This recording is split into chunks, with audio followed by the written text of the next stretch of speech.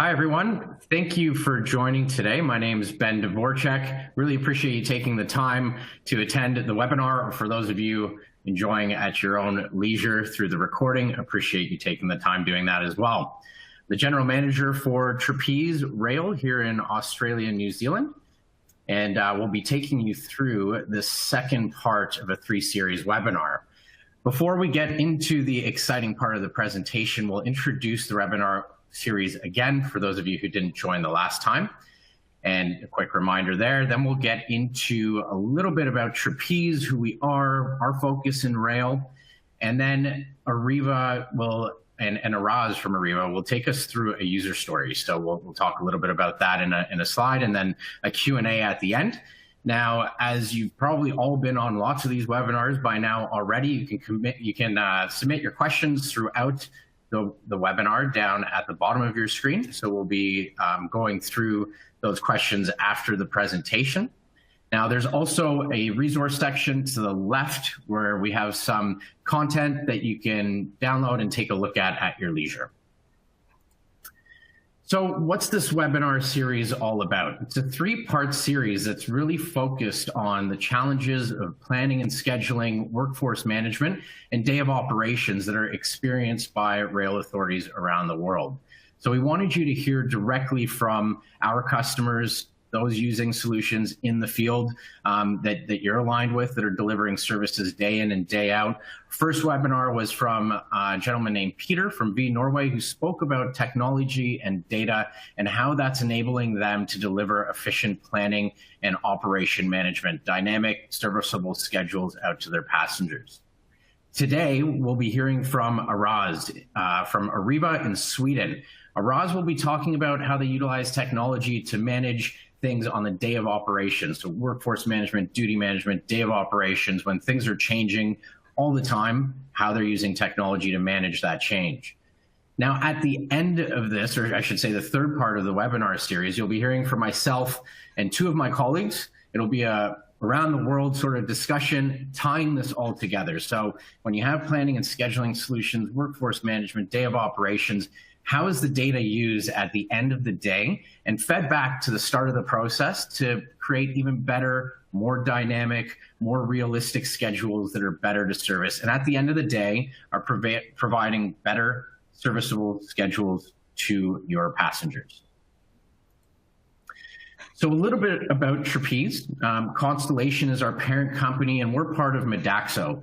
Medaxo is a global brand that is focused on bringing a dozen businesses around the world together that are focused completely on providing the technology that will move the world's people. So as we know, we are social beings, and we like to visit people. We need to go places, and that is really our focus.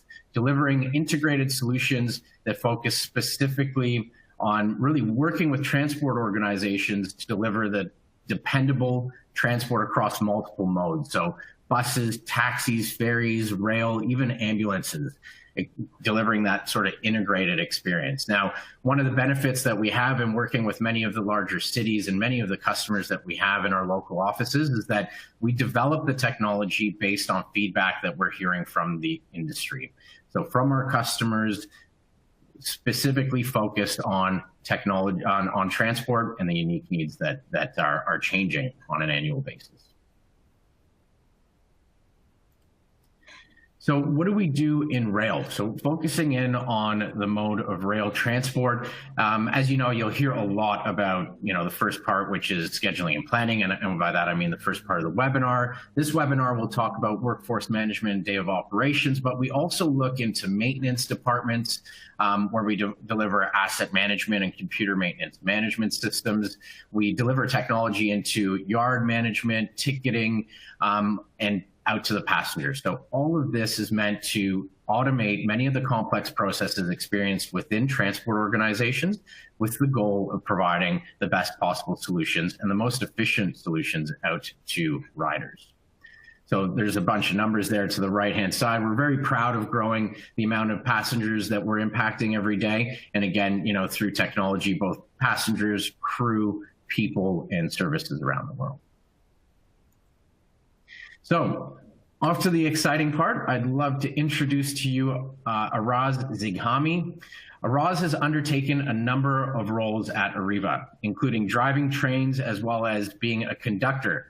In his current role as personnel planning manager at the train division of Arriva, Sweden, Araz manages a range of personnel issues, including collective agreements, sustainable personnel supply, and the development of processes and best practice applications. So he also coordinates resources and training programs, both internally and externally.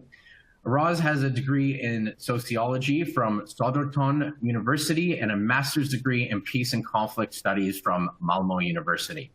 So with that, introducing Peter, and Peter, I will talk to you when we get back to the Q&A. Thank you.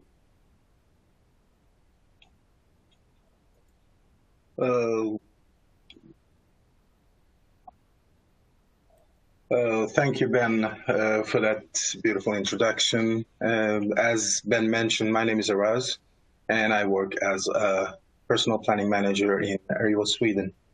I was thinking the day's agenda to be something about how we work with our softwares in our business, what specific workforce management issues we come up with on both the long and the short-term planning of the personnel. So to start us off with, just to give you an idea what we are and how we originated, I'm just going to show you a few numbers of the type of traffic we have on the train side here in Sweden. Well, Arriva started as a both bus and train company, originating from England and is now more a part of Deutsche Bahn from Germany. Here in Sweden, we both have our bus division and we also have our train division. Well, when it comes to our train division, we work with commuter trains, light rail, and even heavy rail. So we have a capacity of between 55 to 65% geographical capacity of Sweden. We have 3 different rails here in Stockholm. We got one in middle Sweden, what we call Småland, and also in south of Sweden, what we call Skånetrafiken, different communal places in Sweden. We have about 240 train types, different train types, and we drive around 33 million kilometers each year. So that is Arriva in a nutshell. For our business to work, we need our end-to-end processes to be very closely knitted. So a personal planner is dependent on a dispatcher is dependent on a personal planner, and also when it comes to strategic planning. So you have to have a flow going all the way from the start of an idea, how you manage your duties, down to how you implement them, and also the implementation in itself. The range of our personnel, it's different degrees and different types of people working in our business, and we have a very diverse workforce. Looking at me, I might be an example of that. So leveraging technology to manage our rail workforce here in Arriva, Sweden. Why do we need it, and what does it really mean in our context here in Sweden? Just to give you an idea of a few types of the challenges we are presented with on a daily basis, we work with I'm sorry, hold on a second. I'm gonna go back to the right picture. There you go. I'm sorry about that.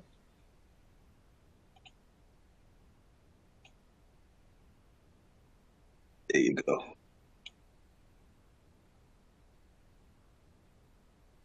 So we work with different types of regulations, and we have different requirements from our government, also from the European Union. Also, we have strong workforce unions here in Sweden. There is a model in Sweden, what we call the Swedish model, and it's always between the employer and an employee. We keep the playground rules in between ourselves. Our governments do not care how we manage the day, as long as we manage the day. With that said, our unions are very powerful in Sweden, so they've had great impact on the rail side of things here. Besides that, we are also bound by logistical issues, even our passengers' needs, and also what you might find relatable nowadays, COVID-19. It has been one of our greatest issues. So to get us swiftly in that, now that you know the types of challenges we are bound by, just to give you an idea how a day of operations for us works. How do we do our operations, both on the long term and the short term? First of all, we have to have an idea of what we want to do, what type of traffic we want to deliver to our customers, and how we want to deliver that. We have different optimization diagrams that we can take out from Trapeze in order to be able to simulate the needs for our how many drivers and conductors and even administration level personnel we need for operation on the train side to work. So we start with optimization diagrams in Trapeze just to get an idea on what we want. Then we couple that with our processes that we've been working on for years and years now, so that we are effective in what we are trying to do, so that we don't come up with things that we know are not going to work. And that coupled with different types of system algorithm that we have in Trapeze, it gives us an even better idea on how we can optimize and get a better solution for our type of traffic that we are about to go into. Also, besides those things, we are regulated heavily when it comes to track licensing and even types of education our drivers and personnel need to have. We have to keep track on those. We have to have them actualized. They have to be correct, and we need to redo them. Well, we couldn't do that without a system that helps us doing that. So we have about 2,000 employees here, and to keep track of everyone's licenses is an administrative nightmare if you have to do it on paper. So we're very lucky to have Trapeze helping us with that, giving us a good overview on how we can be able to do our plans, master plans, keep our processes closed to be flowing in reality, and even the algorithm that helps us actually making money. The type of planning we do, first you have what I call an idea. Then you come into what we call a long-term plan. A long-term plan in our language is mostly whatever happens between, let's say, 5 years ahead until 6 months before the day of operation. What we do in those situations is that we look at our flexibility. We check our number of employees, how many employees we need, and if we have a surplus of employees, by creating a plan that is based on what we know right now. It's going to happen next year or in the coming 6 months. So we cannot do that without having an idea of the type of traffic, the type of duties, coupled with our union agreements and the regulations we have by our FDAs and lawmakers, both on a macro level, on a European level, or even on a Swedish level. When we do the master plan, we start by doing the duties that we have right now. We estimate what we need in numbers when it comes to employees, and we create what we call anonymous rosters. Anonymous roster is a roster without any names on it. So it doesn't really matter if it's the person X or person Y. It's just that you need to have those people. Then we look at the qualifications needed in the system. We implement that in the system. We keep them as factors to be counted. And even start by, when we have that overview, we start by acquisition, getting the number of drivers we need, what kind of training plans we have. And Trapeze is also a great tool that has helped us a lot, coming from Excel and paperwork, something I'm sure a lot of you guys are very familiar with, to being able to trust a system that helps you do that. We get assessed by a government every year almost, and when it comes to Trapeze, we haven't had issues getting passed on the quality of our work. So we're very thankful for that. When we do our long-term plan, we go into what we call master roster. Now, the difference here is that we are not on the idea level anymore. Now it's something we want to do. It's not an idea. We've had our ideas. We know what we want, and we try to get inputs. We start looking on historical data, follow trends on sick leaves, parental leaves, and different types of vacation trends, how people are usually taking vacation times. Then we get the local planners, the ones that are in those specific systems. You remember the ones I showed you are different areas in Sweden, 5 different areas. They all have their own local planners. So those planners are the ones who know the personnel and know the reality in the depot. For us, coming from HQ and giving them what they need is not really going to work as long as we don't have the local planners.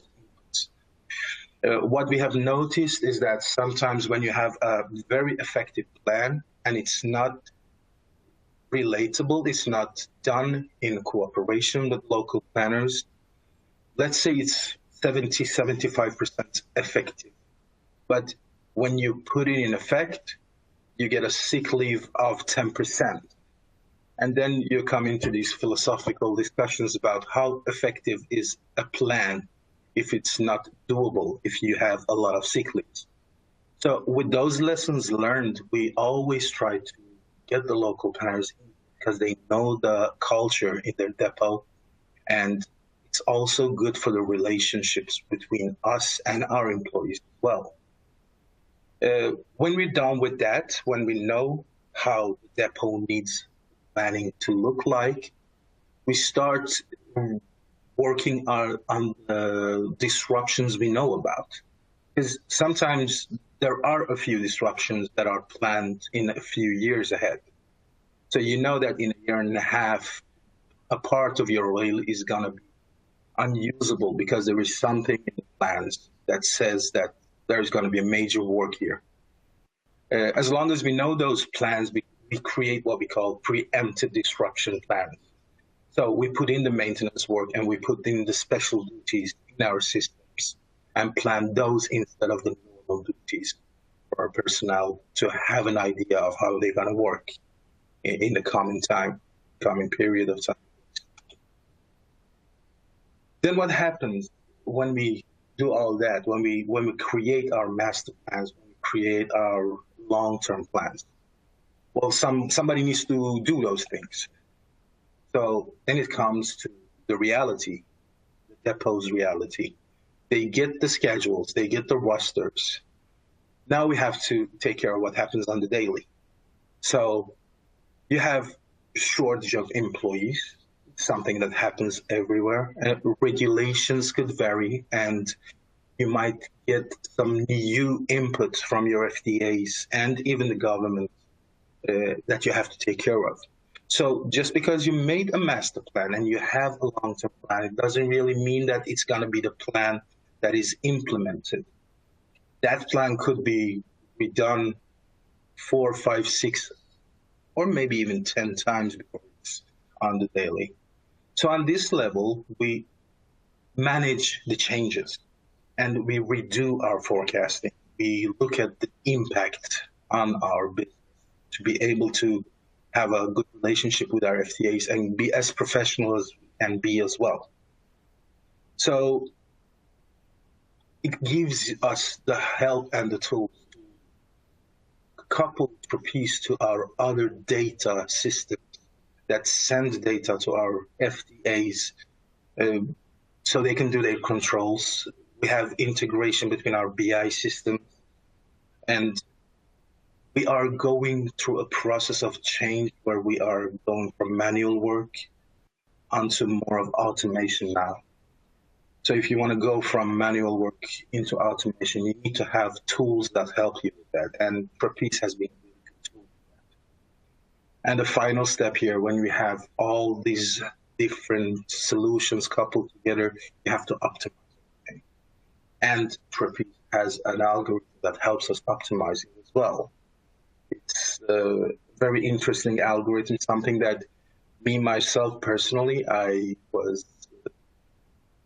wasn't positive about it in the beginning because it's an algorithm, and as long as you don't know and you haven't worked with it, it's like an alien.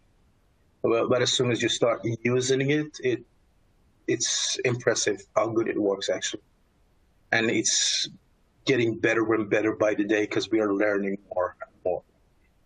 We will get back to that when we come to the 0-hour discussions of our part here. Besides the preempted disruptions, we have what happens in real life. I mean, besides what you know, you have to deal with what happens as well. So let's say that on a day, normal traffic, everything works, wires falling down. It's not like the buses that you can just pass on another road. We have our rail system and we have to use those. What happens is that we will have to redo our plans on the day in order to be able to cope with whatever happens. We have to replan everything for the day, and we have to do that fast. Cancelled traffic here in Sweden, at least. I'm not sure about how it works in your parts of the world, but here in Sweden, cancelled traffic is very expensive.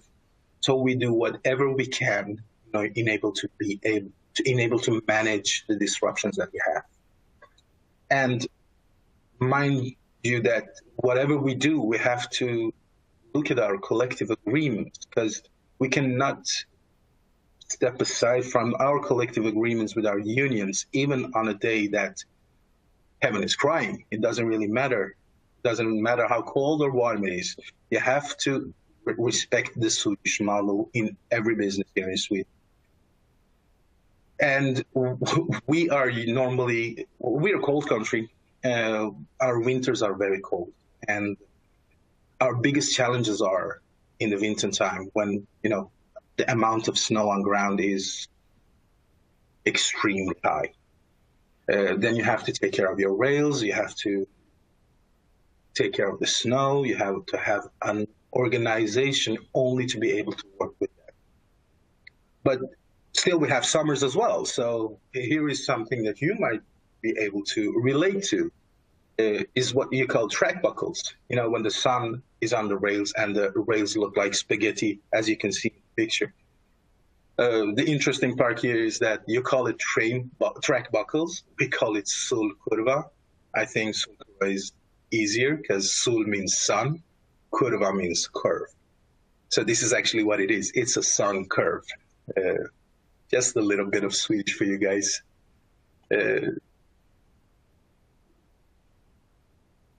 On another side note,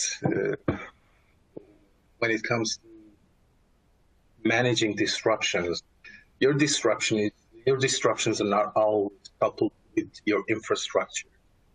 As people are getting sick too, and we have extremely strong rule sets when it comes to parental leave, holiday planning, sick leave. So we have to manage those as well. In order to be able to do that, we have to have a robust system that helps us replan and help us find the most suitable numbers of hourly workers or even overtime workers, so we can fill those vacancies, not to come in a situation where we have to cancel traffic. So that is actually one of the most used parts of our daily management algorithm in Trapeze. It's to fill the voids because of the vacancies, actually. And we're very thankful for the algorithm because it has helped us minimize the time it takes to replan and do our duties on a daily, on a level that we are able to still work with the other things that we're supposed to work with, and it frees up the time so that you are not stressed when you leave work. Good work, guys. Then, now we're done with the long term and everything. We have managed our disruptions, and what happens right now on the 0 hour? 0 hour meaning that sitting in the train and executing the duty that is being created from, let's say, 5 years ahead until now. It's the execution. So what will we have to take care of here? Well, you know, sometimes you have to redo the plans on the day as well. One situation that we had for not long ago with COVID-19 in one of our depots, we had about 20% of our drivers leaving on a sick leave on the same day. I mean, 20% of your driving force on a day is an extremely high number of drivers. It's a lot of trains getting canceled because of that. So we have to have very extremely robust strategical level work to be able to cope with that and minimize the effect.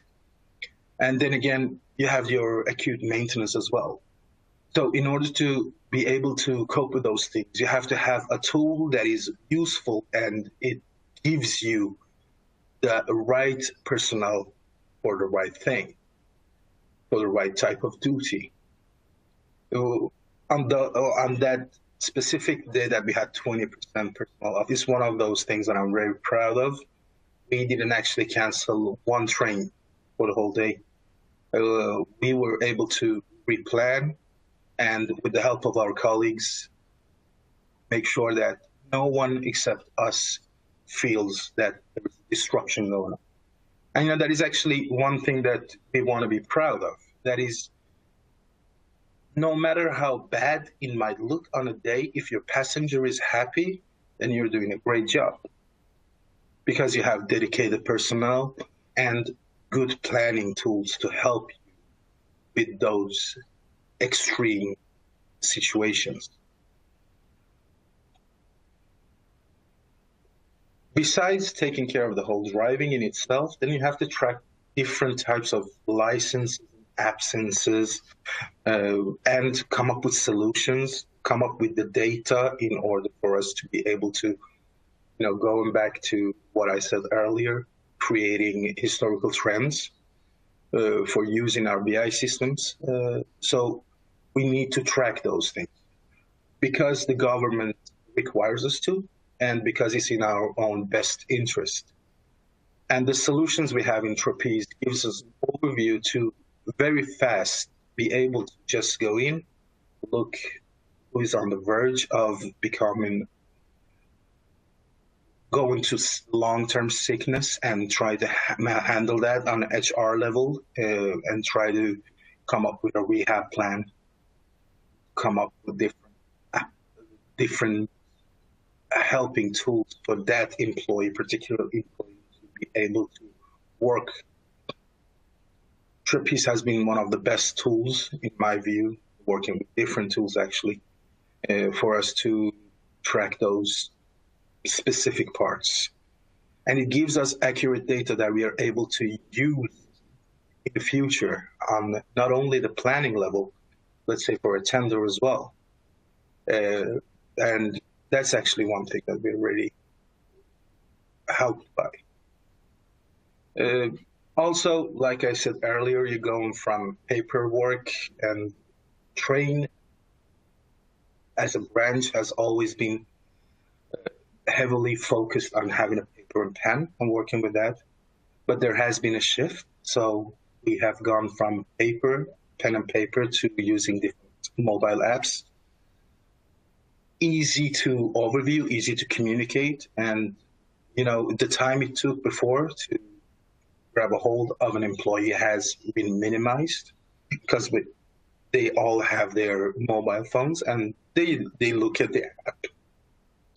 They get their driving specifications on the app, and we can easily communicate with those guys as well. Just write them in fast text, and they could see it instantaneously using our wireless system on board. So that's actually one of the great improvements as well. Even when it comes to filling vacancies, it helps a lot. So the overall benefits, what has happened with us in those 10 years that we've been using Trapeze? First of all, we have learned the system, and the more you know about the system, the more you find out that it helps a lot more than you would think it would in the beginning. Me, myself, I've been training and trying to learn Trapeze as much as I can, because I'm involved in tender work, I'm involved in trend creations and even best practices.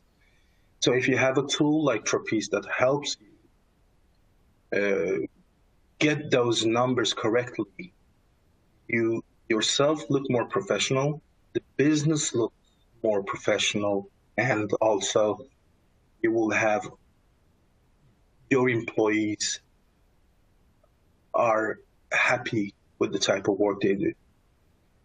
Our system is integrated with our HR systems, Trapeze in this case.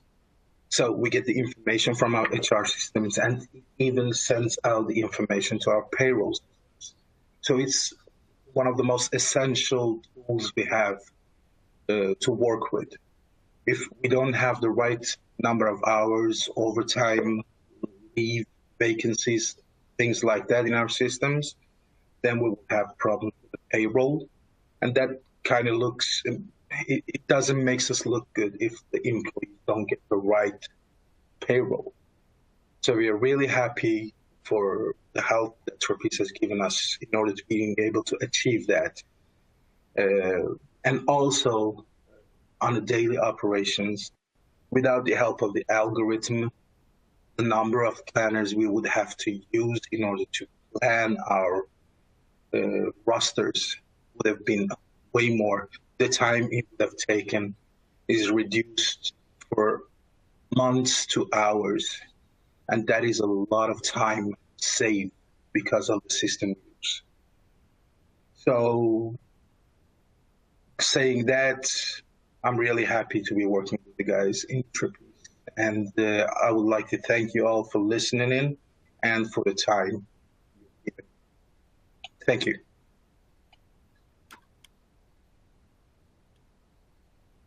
Okay, so let's stay on here for a little bit, Araz. I've got a few questions that have come through. I really enjoyed a lot of your presentation. Obviously, one of the things that stuck out to me was, you mentioning that there's people, and it's so important about the people that work within the organization to deliver the transport services, right? And how that flow, that idea needs to flow from one, but in fact, everybody needs to be involved. That's something that really stuck to me. The other thing that stuck to me is, you can see my last name's, I would argue, just as difficult to pronounce as yours. And Sul and Kurva mean something completely different in the Czech language. So if we have any Czech or Polish people, they'll probably be laughing because it perked my ears up. But I'm glad that it means, that part of it means curb.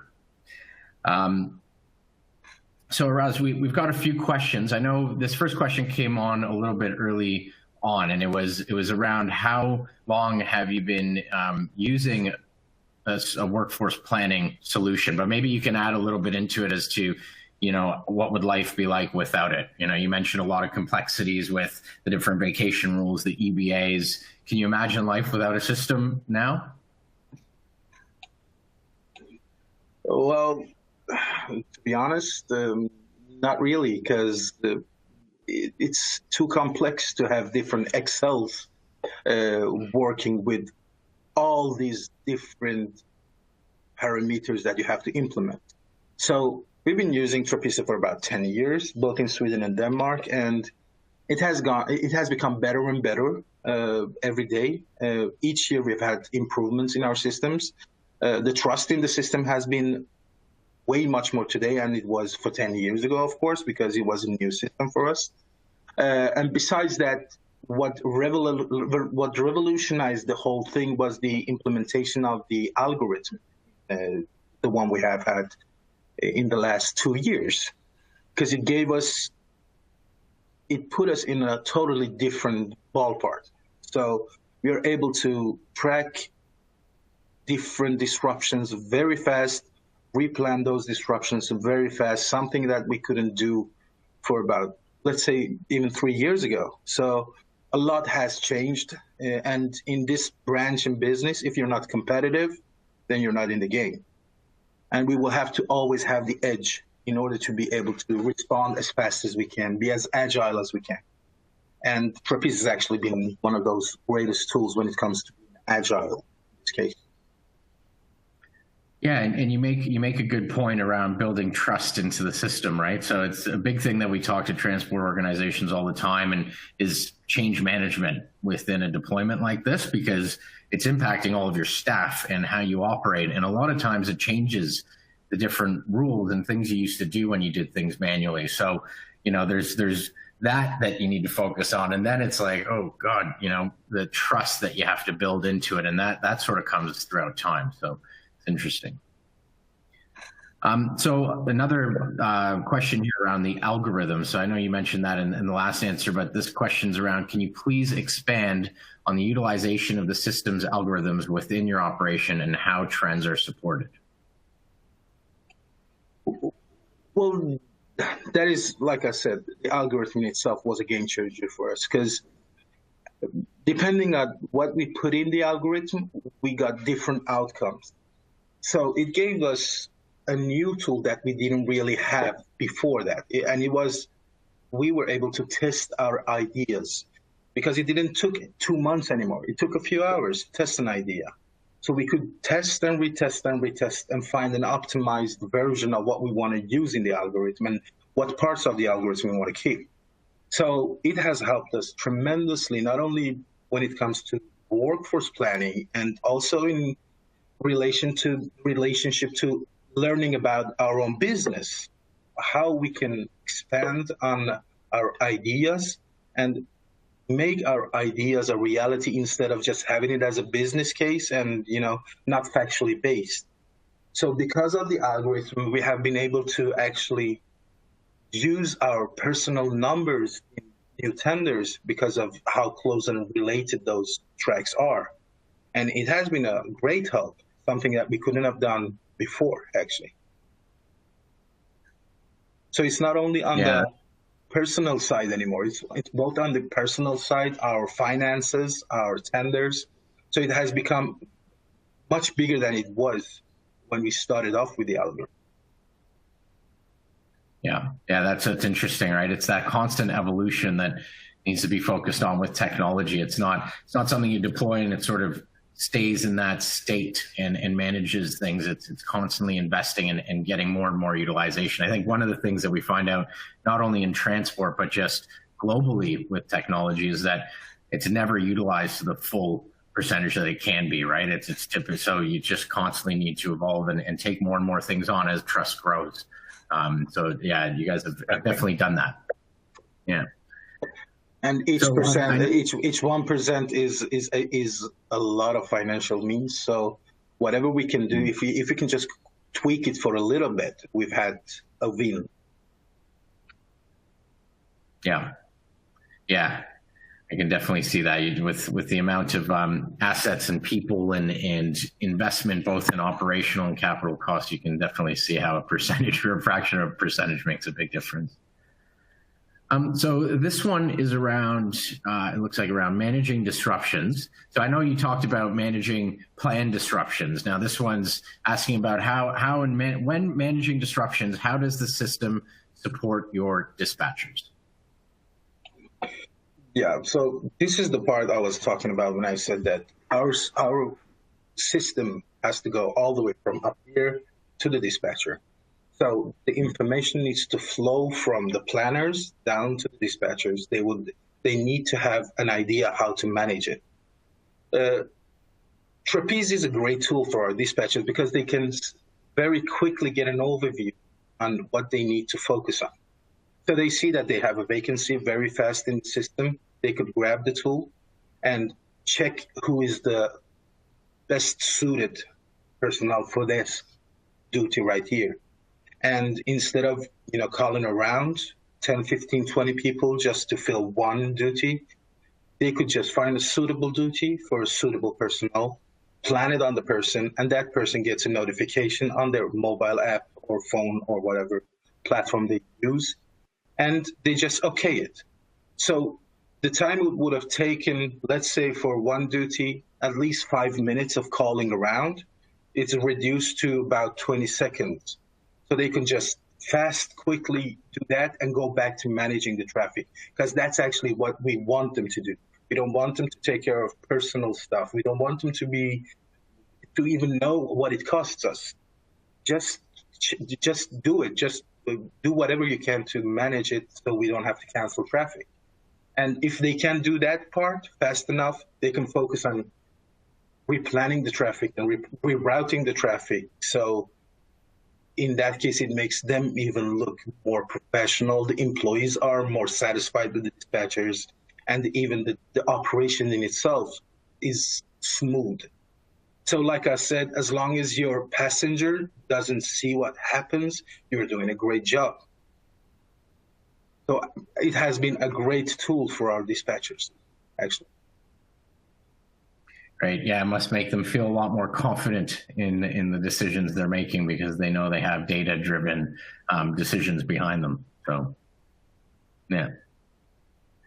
Thanks, Araz. And so for the next question, you mentioned complexities around vacations and integrations into HR systems, and everybody's different, and EBA, requirements that need to be automated within the system. This question comes from the aspect of negotiation. So do you have the ability to change or test the EBA conditions during negotiations? Yeah, that's a good question. So we do that all the time. Because before, when we didn't have a tool that helps us, we had to estimate, guess what things are going to cost us, and come up with different plans and ideas on how we can be able to manage that and minimize the effect if it's going to be financial effect. But now we have an algorithm that helps us just to put in those parameters, let's say a duty length, the number of days off, the number of vacation days, just put that in the system and click on the algorithm just to find out what you get. So we have a test milieu in Trapeze that we use for that, very often actually. And it has given us the ability to come from uncertainty to actually knowing what different negotiation points are going to cost us. And as long as we know, as long as we can create duties, we can use algorithms. So it comes back to how fast we are able to create duties, not that the algorithm is fast enough in working. We know that the algorithm works. It has been working for 2 years. So that is something that has really given us an edge that is very important for us. So yeah, we actually use that in almost any rail tenders we have. As soon as we come into negotiations and different changes in cost. Yeah, definitely. And I think EBAs are very different within transport, specifically rail, even on the bus side, they have, EBAs, but, it's one of the most complex bargaining agreements, conditions of employment, and they can vary. So multiple EBAs for different departments within organizations, and you have the 4 or 5 different locations. So that's constantly changing. So I can't imagine how things were done manually in the past, but obviously there's still lots of authorities and operators out there doing that. So Araz, over to the next question. There's got to always be one around COVID-19 these days. So this one around COVID-19, what impact has the pandemic had on your long-term plans, and how has the system helped you cope with that? Yeah, it's an interesting question. We get that question a lot as well. Well, what happened here is something that has been unprecedented before. We had to go in and do our long-term plans on the short term. So we had a plan. Everything was supposed to work the way we said it was going to work, and it looked robust. It looked very good. And then came February. So we had to start using our different trends. All right, what's going to happen here? We know that our number of sick leaves, they're going to go up, and they did. We had a peak in about 3, 4, 5 weeks after the pandemic really started to grow. Coming back to the stock crash on Mars, that's exactly why we had our peak in personnel as well when it comes to sick leaves. So we went in and discussing with our different EBAs, got different solutions on how they wanted to actually manage the COVID period. So some of our EBAs wanted to have more trains, and some of our EBAs wanted to reduce the number of trains on the tracks extremely. So on a few places, we had to go up to 150% capacity. On a few places, we had to go down to 40% capacity. Not having the tool to optimize that, it would have been a nightmare. We wouldn't have been able to handle that at all. And, now that we are in the second wave of the pandemic as well, so the same thing is coming back here again. And the difference here is that now that we've done it once, we've had a few lessons learned and a few best practices that we have put in effect. So this time around, even though it feels like it's worse than the first wave, it doesn't feel as difficult as the first wave to handle. And that is coming back to the trust we have in our systems and how fast we are able to redo and change our decisions. We know that we can now, thanks to different solutions in our systems, like the algorithm, to be able to replan. Yeah, that's interesting and scary at the same time. Nobody's really planning for a pandemic until you get one, and now we're ready for it. Right? So we sort of, unfortunately, but it's the case. I'm lucky enough to be in Brisbane, in Queensland. So things, we just had one wave, but our colleagues and friends in Victoria haven't been as lucky. So they hit the second wave, and they're coming towards the end of that, thankfully. So. Obviously best wishes to everybody there, and we're prayers are with you that things end up on the other end as quickly as possible. So you mentioned things around the Crew app as well, and obviously software is preventing or reducing the amount of paper forms. So this one's coming in about, do you use any paper forms for Crew requests? Well, to be the boring one, yes, we do. And it's not because we don't trust the system. It's because we have a set of rules in our own company as well. So in Arriva, being a part of Deutsche Bahn, we have to have a principle of 4 eyes on any type of anomaly. So let's say that I want to put in a vacation. There should be one planner controlling and checking. So one controls, one checks. In order to be able to do that, we keep the paper as a fail-safe. So whatever happens, we have the paper trail. We take that paper, we sign off on it, and it goes in their personal files.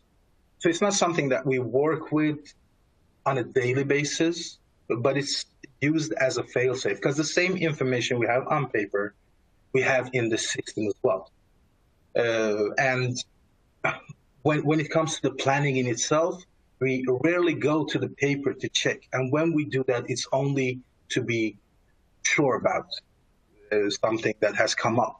And if an employee comes up and says something that you have to trace back to the paperwork as well.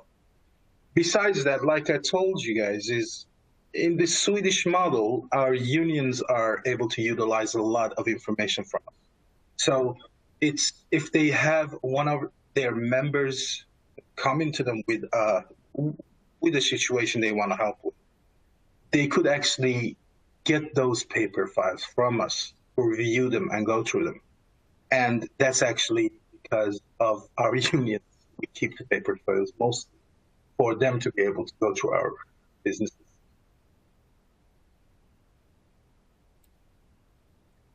All right, thank you for that. Yeah, it's not always going to replace all of the paper forms, and similar to taxes and legal and things like that, there always somewhere needs to be a paper trail, right? So yeah, it's interesting, the 4 eyes though, and ensuring that there's always, that you can double check things and that sort of thing. So no, interesting to hear that. Now, I think we have time for our last question here, Araz, and that is, what are the major lessons that Arriva have learned from the implementation of a workforce management solution? That's a big one, isn't it? Actually, a lot, because I wouldn't be the planner I am today without the help of my tools that I'm working with. Let's say I'm a painter. If I don't have the right tools, I won't be able to paint the picture. And that same thing applies here. And the more knowledge you get in the system, the more knowledge you get about the system's core and how you can work with the system, the more flexible your solutions become, the more outside the box you start to think, because you can actually see the effect of your ideas in reality instead of just having a hunch or having an idea. So on a total, if I didn't have the tools of Trapeze, working with it as I am doing right now, and I use it heavily, it's a part of my workday every day, almost at least 70% of my time. I go in and support my colleagues with it. I work myself to find out our forecasted costs and how they relate to reality. I wouldn't be able to do that. I wouldn't be able to take on all the challenges I've taken on if it wasn't because of this system that helps us. Because, all right, I'm good at Excel, and doesn't mean that I have to work in Excel my whole day, because it's actually not that fun to work with Excel all day. So if I have a system that does the whole parameter changes and definitions for me that I can trust, I have an edge, to be honest. And it makes me feel more proud of being a personal planner as well, because I know that what I'm doing is based on factual numbers. It's not only my guesstimates and what I think. I've been able to test them. I've been able to get an experience that is invaluable because of the workforce management system that we have gotten from Trapeze. It gives you a purpose to want to be better, if you get what I mean, because you can test it. So you know that, all right, this became a little better. Can I make it even better? So you always challenge yourself, and when you have the tool to help you challenge yourself, you don't stop challenging yourself. And that's how it has been for me. I always challenge myself and even my colleagues to be able to do a better job. We've actually become so good that in the business, they call us the chaos pilots. So we are the chaos pilots of Arriva right now, when it comes to disruption of COVID-19, at least. That's really cool. Yeah, I'm sure it's because you're managing chaos really well rather than creating it. So Araz, thank you so much for joining. I think it's so important that that the stories of operators such as yourself reach out to the rest of the world. I think everybody's in different stages of pulling technology into their operations, utilizing automation to provide better technology to the people that work for those operators and authorities, but obviously also out to the services. And most of the people that work for the authorities are in fact passengers utilizing the services as well. So, we like to say that, as an organization, we're global. So this is both Modaxo and Trapeze, we're global so that our customers don't have to be. And this is a key area where we focus on, right? Taking our global customers, connecting them with local transport authorities so that they can learn from each other. And we do that through technology. So thank you so much again, Araz. Just going to sort of finish up by looking here at the rail webinar series. So this was the second of the three. We have the third one coming up where you will hear from myself, Anthony, as well as Paula, where we will be discussing how through implementing all of these technology systems, how it all sort of works together and aligning with some of the key themes that we're seeing in the transport and in the rail industry from around the world. So please join us for that. That'll be released on the 24th. This webinar series has been recorded. So part 2 has been recorded, part 1 as well, and we will be releasing this in the next couple of days. So again, thank you so much for joining us. Hope everybody's staying safe, and we'll be talking to you in the next webinar series in a week. Take care. Thank you.